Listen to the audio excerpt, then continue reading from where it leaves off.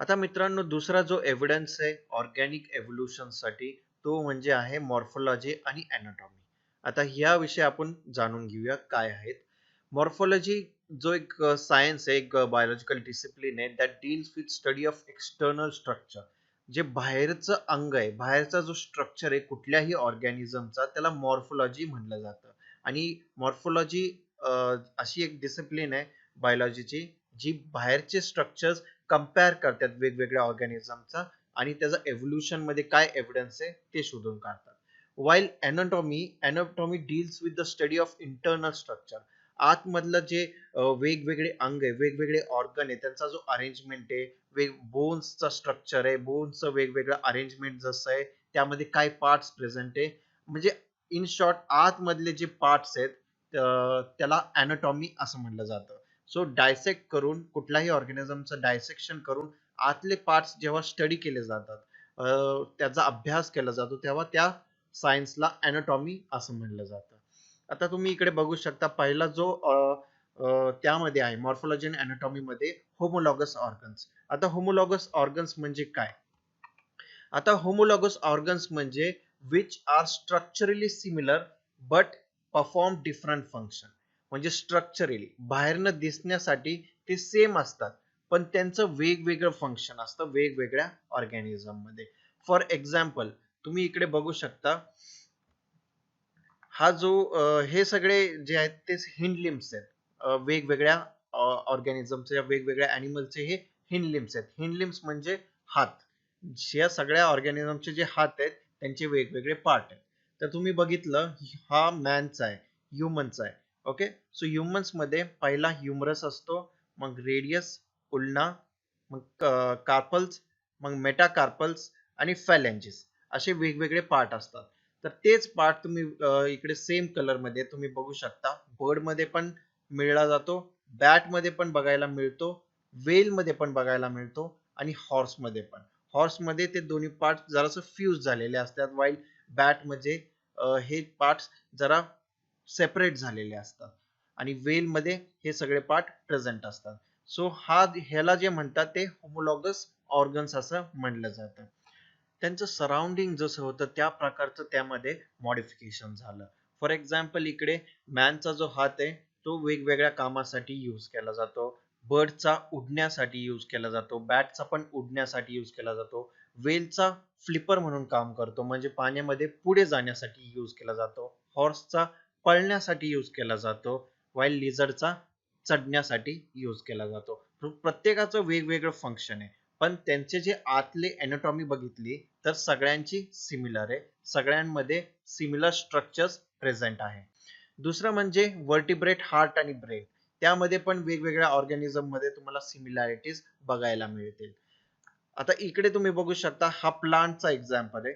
Plants मध्ये बोगन वेल तुम्ही बघितला असेल, एक फ्लावर येतो त्याला बोगन वेल, सगळ्यांना माहिती आहे. बोगन वेलला असे काटे असतात, त्याला थॉर्न्स असं म्हणलं जातं, आणि हे जे थॉर्न्स असतात हे प्रिडेटर पासून त्यांना वाचवतात. जे खायला त्यात त्यांना हर्बिवरस अॅनिमल जे असतात त्यांच्यापासून त्याला बचावसाठी असे थॉर्न्स उत्पन्न झालेले असतात.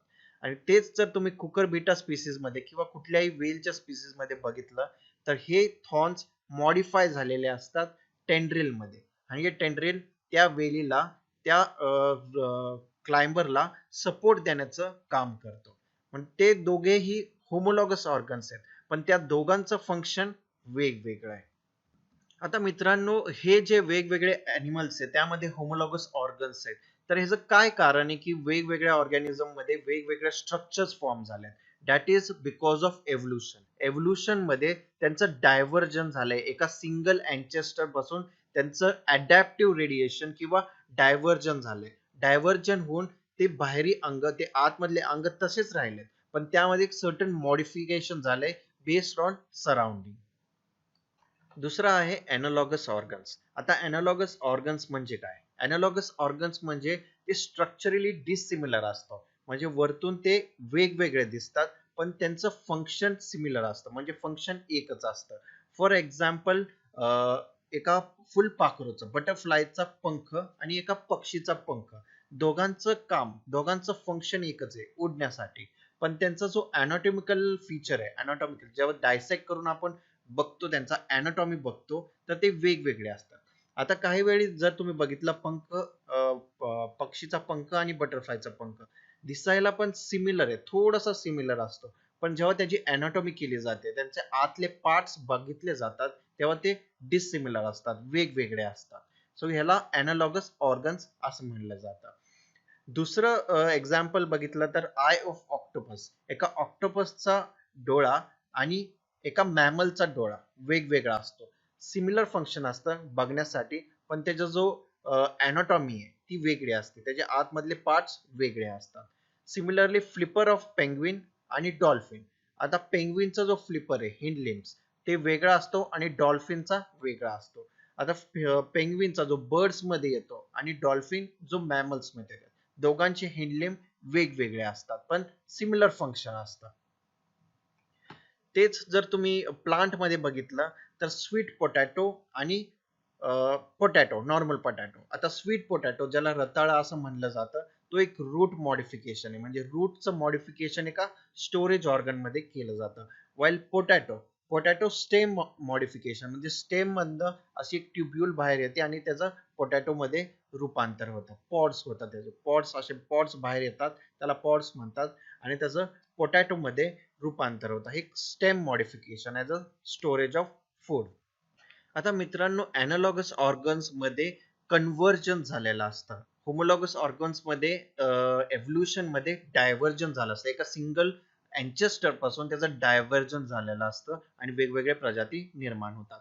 पण अॅनालॉगस ऑर्गन्स मध्ये कन्व्हर्जन झालेलं असतं, म्हणजे यांचा जो अँचेस्टर आहे हा वेगवेगळा असतो. बर्ड्सचा अँचेस्टर वेगळा आहे, मॅमलचा अँचेस्टर वेगळा आहे, पण दोघांचं कन्व्हर्जन होऊन एक सिमिलर स्ट्रक्चर फॉर्म झालेला असतं. जसं बटरफ्लायचा हा इन्सेक्ट मध्ये येतो आणि बर्ड हा बर्ड मध्ये एव्हियन कॅरेक्टर्स असतात. या दोघांचं एव्होल्युशन वेगवेगळं झालेलं आहे, पण त्यांचा उडण्याची क्षमता मध्ये, म्हणजे त्यांचा जो हवेमध्ये राहतात, ते हवेमध्ये राहण्यासाठी त्यांना जो मॉडिफिकेशन घडवून आणावा लागतो त्यामध्ये, त्यामुळे त्यांचं कन्व्हर्जन्स झालेलं असतं. तिसरं आहे वेस्टिजियल ऑर्गन्स. वेस्टिजियल ऑर्गन्स किंवा याला रुडिमेंटरी ऑर्गन्स असंही म्हणलं जातं. आता वेस्टिजियल ऑर्गन्स काय असतात? वेस्टिजियल ऑर्गन्स म्हणजे त्यांचं जे डेव्हलपमेंट आहे ते फुल्ली फॉर्म नसतं, म्हणजे इम्परफेक्टली फॉर्म्ड असतं, म्हणजे अर्धवट त्यांचं डेव्हलप होतं आणि पुढे जाऊन त्यांचं पूर्ण डेव्हलपमेंट होत नाही एका ऑर्गॅनिझम मध्ये, आणि त्याला वेस्टिजियल ऑर्गन म्हणलं जातं. आणि या ज्या ऑर्गनचं काही फंक्शन नसतं त्या ऑर्गॅनिझम मध्ये, म्हणजे त्याच्या पूर्वज जो होता, त्याचा अँचेस्टर जो होता, त्यामध्ये त्याचं फंक्शन होतं आणि तो फुल्ली फॉर्म होता, फुल्ली डेव्हलप पण होता, पण त्याचं जे फंक्शन आहे ते लॉस झालंय एव्होल्युशन मध्ये आणि तो एक वेस्टिजियल पार्ट बनलाय. वेस्टिजियल म्हणजे त्याचं काय फंक्शन आता राहिलेलं नाही, एक डिजेनरेट स्ट्रक्चर्स फॉर्म होतात. आता ह्याच्यामध्ये फॉर एक्झाम्पल तुम्ही बघू शकता इकडे निक्टिटेटिंग मेम्ब्रेन, म्हणजे आपल्या ह्याच्यामध्ये ह्युमन्स मध्ये काही वेस्टिजियल पार्ट्स असतात, ते आपण जाणून घेऊया. आता डोळ्यामध्ये आयलिड मध्ये इकडे, तर एक आयलिड मध्ये एक मेम्ब्रेन असते, त्याला निक्टेटिंग मेम्ब्रेन म्हणतात, म्हणजे छोटासा वेस्टिजियल पार्ट बनलेला असतो तो, आणि त्याला निक्टिटेटिंग मेम्ब्रेन असं म्हणलं जातं. आता तेच तुम्ही एका मांजरीमध्ये किंवा ईगल मध्ये, पक्ष्यांमध्ये तुम्ही इकडे बघू शकता, ही तिसरी आयलिड असते. ऍक्च्युली ही डोळ्याला प्रोटेक्ट करण्यासाठी त्यांच्यासाठी एक तिसरी आयलिड असते.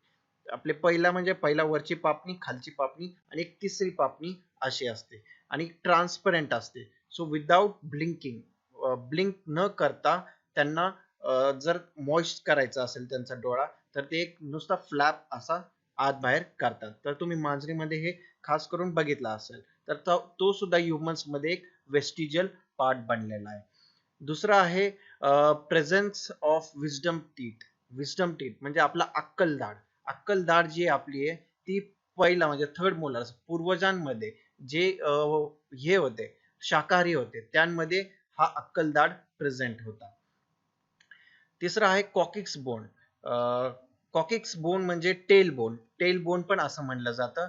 आणि हा जो टेल बोन आहे तो पुरातन काळात म्हणजे पूर्वजामध्ये, आपल्याला माहिती आहे माकडापासून आपलं एव्होल्युशन झालंय एका मानवामध्ये. आता जेव्हा माकड होता तेव्हा वेगवेगळ्या त्याला झाडांवरनं, एका झाडावरनं दुसऱ्या झाडावरती उडी मारायची असेल, झाडांवरती राहायचं असेल, तेव्हा त्याला बॅलन्स करायची गरज होती. सो बॅलन्सिंग साठी त्याला टेल होती, एक शेपूट होता. पण तेच जेव्हा त्याचं रूपांतर एका माणसामध्ये झालं तर माणसाला दोन पायावरती तो चालायला लागला, म्हणून त्याला बॅलन्स करण्याची काय आवश्यकता नव्हती. त्याचा इरेक्ट पोस्चरमुळे त्याला बॅलन्स करायची काय आवश्यकता नव्हती आणि म्हणून ती जी टेल आहे ती निघून गेली, त्याचं काय फंक्शन राहिलं नाही.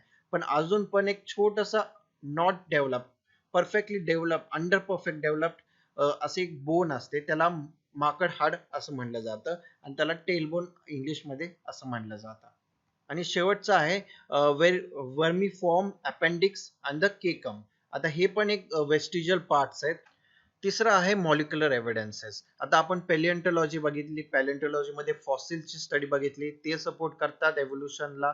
मग नंतरनी आपण मॉर्फोलॉजी आणि अॅनाटॉमी बघितली, बाहेरी अंग आणि आतलं अंग, अॅनाटॉमिकल फीचर्स ते सपोर्ट करतात. होमोलॉगस आणि अॅनालॉगस ऑर्गन्स जे असतात ते सपोर्ट करतात एव्होल्युशनला.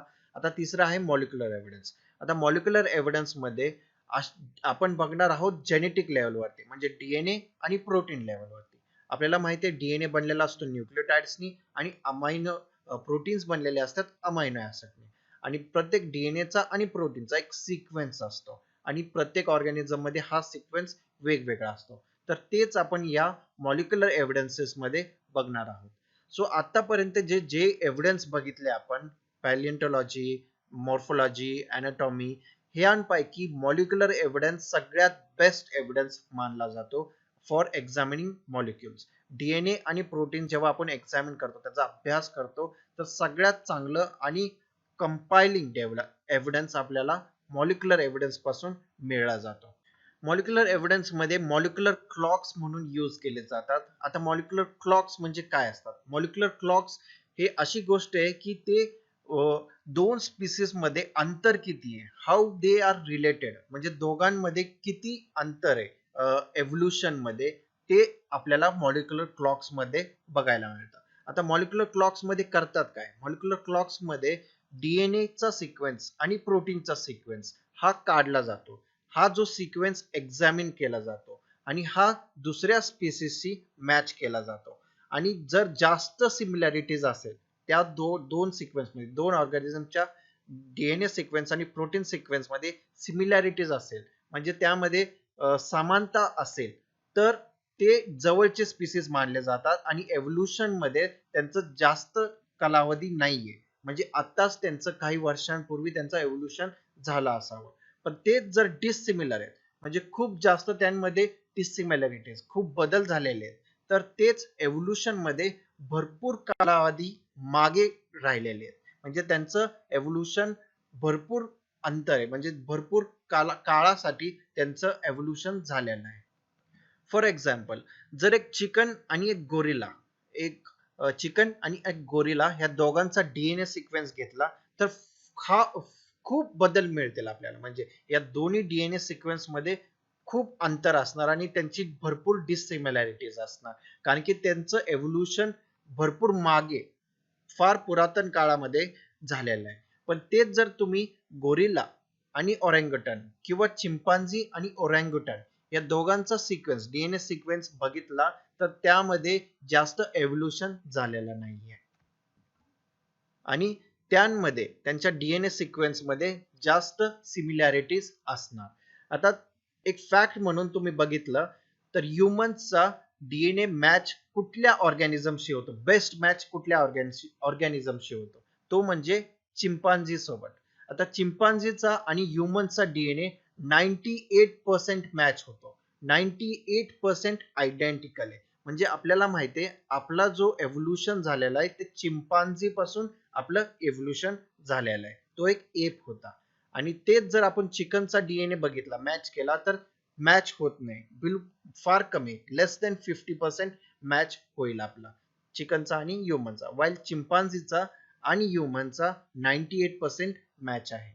तर मित्रांनो, आता स्पीशिएशन बघून घेऊया. स्पीशिएशन जाणून घ्यायच्या आधी स्पीसीज काय असतात ते बघूया आपण. आता स्पीसीज म्हणजे ग्रुप ऑफ सिमिलर ऑर्गॅनिझम असतात, एक सिमिलर लुकिंग ऑर्गॅनिझम असतात ज्यामध्ये इंटरब्रीडिंग होत राहतं. इंटरब्रीडिंग होऊन म्हणजे रिप्रोडक्शन होऊन त्यामध्ये new offspring, new progeny form होते आणि ही जी नवीन प्रोजेनी असते ही फर्टाईल असते, म्हणजे ते सुद्धा रिप्रोड्यूस करू शकतात. तर ह्याला स्पीसीज असं म्हणलं जातं. आता स्पिशिएशन काय? स्पिशिएशन म्हणजे जेव्हा प्री एक्झिस्टिंग स्पीसीज पासून एक नवीन स्पीसीज फॉर्म होती. एका स्पीसीज पासून एक नवीन स्पीसीज फॉर्म होती, त्याला स्पिशिएशन असं म्हणलं जातं. आता स्पीसीज फॉर्म होण्याची जी प्रक्रिया आहे, यामध्ये वेगवेगळे बॅरियर्स असतात, जसं जॉग्राफिकल बॅरियर, रिप्रोडक्टिव्ह बॅरियर, ज्याच्यामुळे म्युटेशन पण होऊन हायब्रिडायझेशन होऊन व म्हणून एक नवीन स्पीसीज फॉर्म होते. आता स्पीसीज फॉर्म कशा प्रकारे होते, कुठल्या वेनी होते, ते आपण जाणून घेऊया. पहिला आहे इंट्रास्पेसिफिक स्पिशिएशन. यामध्ये पण दोन वेज आहेत. पहिला आहे ॲलोपॅट्रिक स्पिशिएशन आणि दुसरं आहे सिम्पॅट्रिक स्पिशिएशन. आता ॲलोपॅट्रिक स्पिशिएशन म्हणजे काय? तुम्ही इकडे बघू शकता. ॲलोपॅट्रिक स्पिशिएशन म्हणजे पहिल्यांदा एक स्पीशीज असतात, ओरिजिनल पॉप्युलेशन असतं, त्यामध्ये एक बॅरियर निर्माण होतं आणि ते बॅरियर जे आहे ते जिओग्राफिकल बॅरियर आहे. म्हणजे एक ग्रुप ऑफ ऑर्गॅनिझम डिवाइड होतात. दोन त्यांच्यामध्ये एक जिओग्राफिकल बॅरियर निर्माण होतं आणि त्या बॅरियरमुळे त्या दोघांचं एव्होल्युशन होतं. एव्होल्युशन झाल्यामुळे त्यांची नवीन स्पीसीज फॉर्म होतात आणि नंतर इक्विलिब्रियम मध्ये ते इंटरब्रीड करू नाही शकत, म्हणून असे नवीन स्पीशीज फॉर्म होतात बिकॉज ऑफ जिओग्राफिकल बॅरियर. आता हे जे जिओग्राफिकल बॅरियर असतात, हे ग्लेशियर्स असू शकतात, माउंटन्स असू शकतात, रिव्हर असू शकते, वेगवेगळे जिओग्राफिकल बॅरियर्स असू शकतात. एक सेपरेट कॉन्टिनेंट वरती पण त्यांचं स्पिशिएशन होऊ शकतं.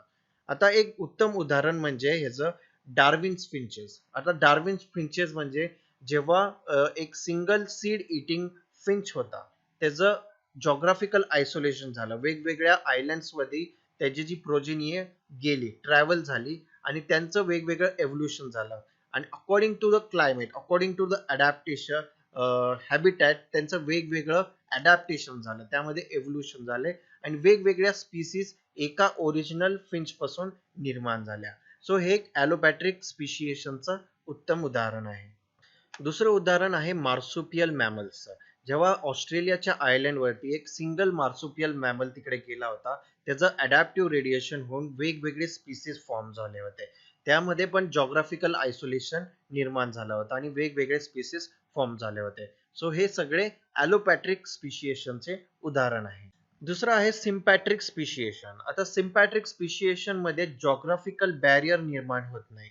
एकच जॉग्राफिकल एरिया असतो आणि त्यामध्येच त्यांचं स्पिशिएशन फॉर्म होतं आणि हे जे होतं ते रिप्रोडक्टिव्ह आयसोलेशन मध्ये होतं. जसं ॲलोपॅट्रिक मध्ये जॉग्राफिकल बॅरियर फॉर्म होतो, इकडे रिप्रोडक्टिव्ह बॅरियर किंवा रिप्रोडक्टिव्ह आयसोलेशन बनतं आणि त्यामुळे जे दोन स्पीसीज फॉर्म होतात. आता for example cichlid fishes in Lake Victoria. Lake Victoria मध्ये हे जे फिशेस आहेत, ह्याच्यापासून वेगवेगळे प्रजाती अकॉर्डिंग टू द हॅबिटॅट निर्माण झाले आणि यामध्ये रिप्रोडक्टिव्ह आयसोलेशन झालं होतं. दुसरं म्हणजे आपण वेगवेगळे पार्ट्स बघितले होते रिप्रोडक्टिव्ह आयसोलेशन मध्ये, सीझनल, हॅबिटॅट आयसोलेशन. त्यांपैकी कुठलं एक घ्या उदाहरण. For example northern red leg frog आणि फुटहिल येलो लेग फ्रॉग, हे दोघेही कॅलिफोर्नियामध्ये राहतात, एकाच जॉग्राफिकल एरियामध्ये राहतात, पण त्यांचं वेगवेगळे सीझन आहे. वेगवेगळे सीझन असल्यामुळे, वेगवेगळे त्यांचं रिप्रोडक्शन असल्यामुळे त्यामध्ये एक रिप्रोडक्टिव्ह आयसोलेशन निर्माण होतो आणि त्यांचं नवीन स्पिशिएशन बनतो. आता पहिला होता इंट्रास्पेसिफिक स्पिशिएशन आणि दुसरा आहे इंटरस्पेसिफिक स्पिशिएशन. यामध्ये हायब्रिडायझेशन आपण बघून घेऊ. आता हायब्रिडायझेशन म्हणजे काय? जेव्हा दोन वेगवेगळे स्पीसीज क्रॉस ओव्हर होतात, त्यांचं क्रॉसिंग होतं, तेव्हा एक नवीन स्पीसीज फॉर्म होते आणि हे रॅपिड असतं, हे ॲब्रप्टली होऊ शकतं. जे पहिलेवाले बघितले होते इंट्रास्पेसिफिक स्पिशिएशन, ह्याला एकदम स्लो प्रोसेस असते, ग्रॅज्युअली त्यांचं स्पीशीज फॉर्मेशन बनतं. पण हे हायब्रिडायझेशन एकदम ॲब्रप्टली, एकदम फास्ट प्रोसेस आहे. याच्यामध्ये दोन स्पीसीजचं क्रॉसिंग झाल्यानंतर एक नवीन स्पीसीज उत्पन्न होते. फॉर एक्झाम्पल म्यूल किंवा खेचर. आता म्यूल इज अ हायब्रिड, एक हायब्रिड आहे जो इंटरब्रीडिंग मेल डॉंकी आणि फिमेल हॉर्स बरोबर जर त्यांचं क्रॉसिंग झालं तर म्यूल प्रोड्यूस होतो, खेचर बनतो. फिमेल हॉर्स आणि मेल डॉंकी, तेच हिन्नी आहे, त्याचं एक्झॅक्टली ऑपोजिट. त्याच्यामध्ये मेल हॉर्स आणि फिमेल डॉंकीचं जेव्हा क्रॉसिंग होतं तेव्हा हिन्नी प्रोड्यूस होतं. तर मित्रांनो, आता आपण जिओलॉजिकल टाइम स्केल बघूया. आता सध्या जो प्लॅनेट अर्थ आहे, ज्या प्रकारची बायोडायव्हर्सिटी आत्ता बघायला मिळतीये, ही स्टार्टिंगला जेव्हा अर्थ फॉर्म झाला होता त्यावेळी हे प्रेझेंट नव्हते. आणि ह्याचा एव्हिडन्स आपल्याला फॉसिल एक्झामिनेशन पासून मिळतो. फॉसिल्स जे पुरातन काळातले जीव वगैरे अडकले होते फॉसिलच्या रूपामध्ये, त्यांचा अभ्यास केल्यानंतर असं आपल्याला कळतं की हा जो सध्याची बायोडायव्हर्सिटी आहे ही at the start of the earth, जेव्हा अर्थचा जन्म झाला होता तेव्हा प्रेझेंट नव्हता.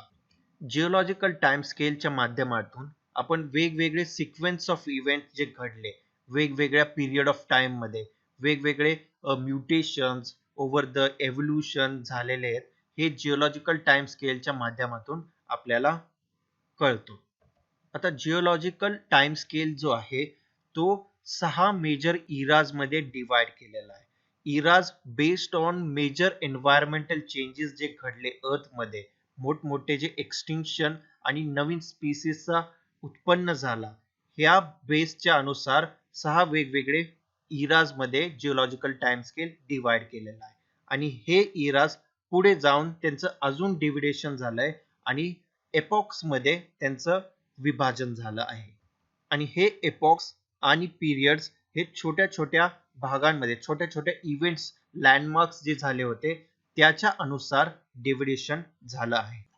आता मित्रांनो, पहिला जो सेल्युलर फॉर्म आहे किंवा पहिला जो नॉन सेल्युलर ऍग्रीगेट आहे तो 2000 वर्षापूर्वी निर्माण झाला होता प्लॅनेट अर्थ वरती.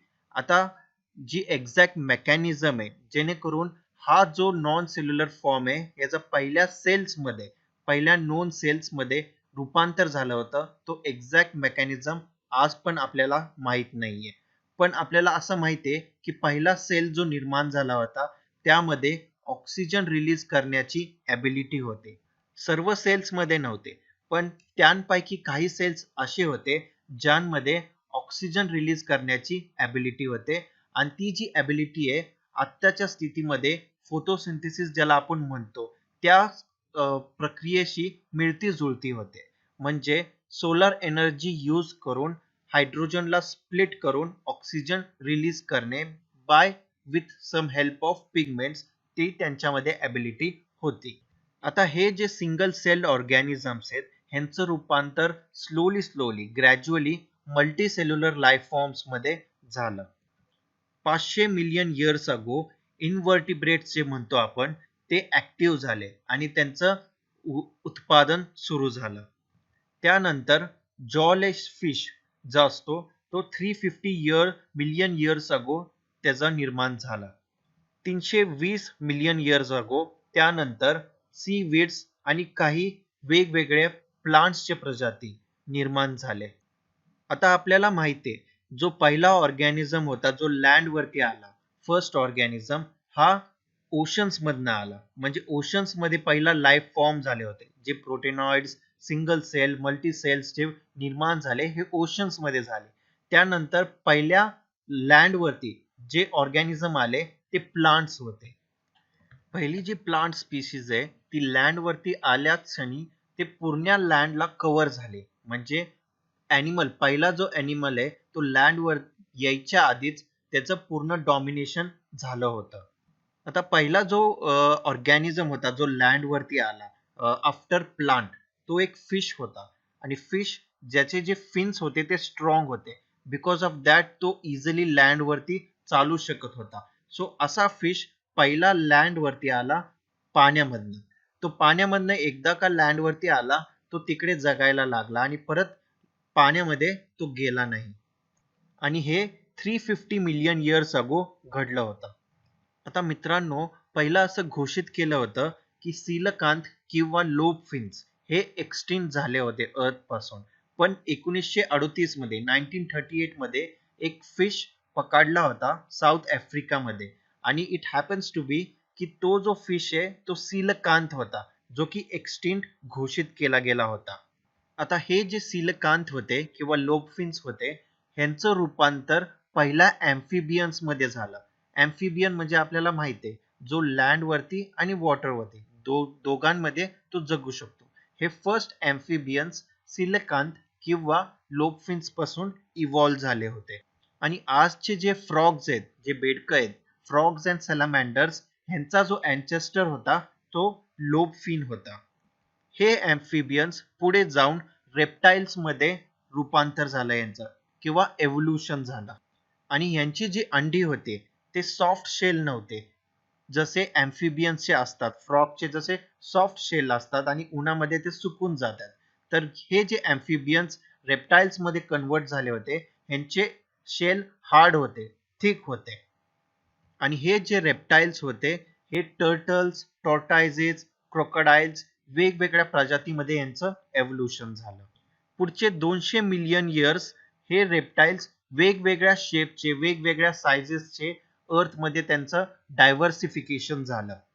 आणि त्याच वेळी जायंट फर्न्स, टेरिडोफाइट्स ज्याला आपण म्हणतो, मोठमोठे फर्न्स जे होते ते सुद्धा ग्रो करत होते. आणि ते ऍट द सेम टाइम ते मेल्यानंतर त्यांचं कोल डिपॉझिट्स बनायला सुरुवात झाली. आता मित्रांनो, हे जे लँड रेप्टाइल्स होते यांपैकी काही पुन्हा वॉटरमध्ये गेले आणि वॉटरमध्ये गेल्यानंतर त्यांचं एव्होल्युशन झालं. एव्होल्युशन झाल्यानंतर ते प्रोबॅबली 200 मिलियन इयर्स अगो झालं आणि त्यांपैकी इक्थिओसॉरस म्हणून एक प्रजाती आहे जी निर्माण झाली. आणि हे जे लँड रेप्टाइल्स होते जे लँड वरती पुढचे 200 मिलियन इयर्स जगत होते ह्यांचं रूपांतर डायनोसॉर्स मध्ये झालं आणि हे एक रेप्टाइल्स होते. त्यांपैकी सर्वात मोठा म्हणजे टायरॅनोसॉरस रेक्स जो 20 फुटाचा होता आणि त्याचे जे दात होते ते डॅगर लाईक मोठे होते. त्यानंतर 65 मिलियन इयर्स नंतर डायनोसॉर सडनली व्हॅनिश झाले. अर्थ मधनं त्यांचं नामोनिशान राहिला नाही.